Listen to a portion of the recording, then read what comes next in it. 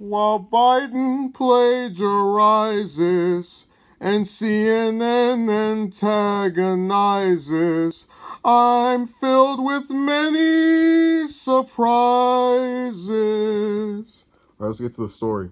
CNN host John King Wednesday tore into Democratic presidential candidate Joe Biden on Wednesday after reports surfaced of a second accusation of plagiarism.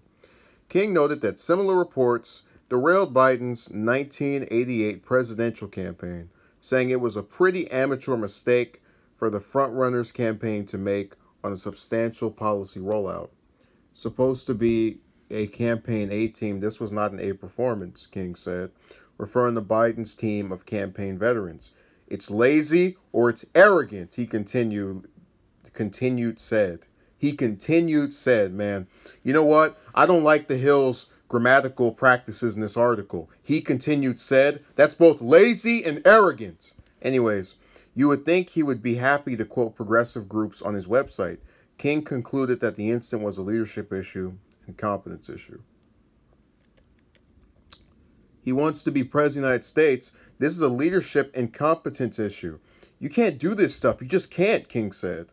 King's comments came after the Washington Post reported earlier Wednesday that Biden's campaign may have lifted the passage from another source in putting together its education plan.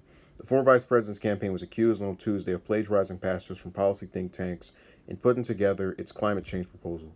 Biden's campaign acknowledged on Tuesday that it inadvertently lifted the passages. Biden's campaign has since added attribution to the policy plans on the questions. Accusations of plagiarism plagued Biden's unsuccessful 1988 presidential campaign. He dropped out of the race after he was found to have lifted passages from others into his speeches. It's also going to plague his unsuccessful 2020 presidential campaign, but we'll get into that later. So why is this story significant? Why should you even bother clicking on this? Why even waste the time hearing this? Because, as you know, I don't like mainstream news sources, including CNN, but not limited to just them, it's others as well. And to see one of their hosts say something negative about the Democrat on a particular, I mean, granted, you know, it's like the tweet thing where it's not an actual policy, but it still had to do with policy because he, you know, took this thing from the climate change, these different groups and think tanks.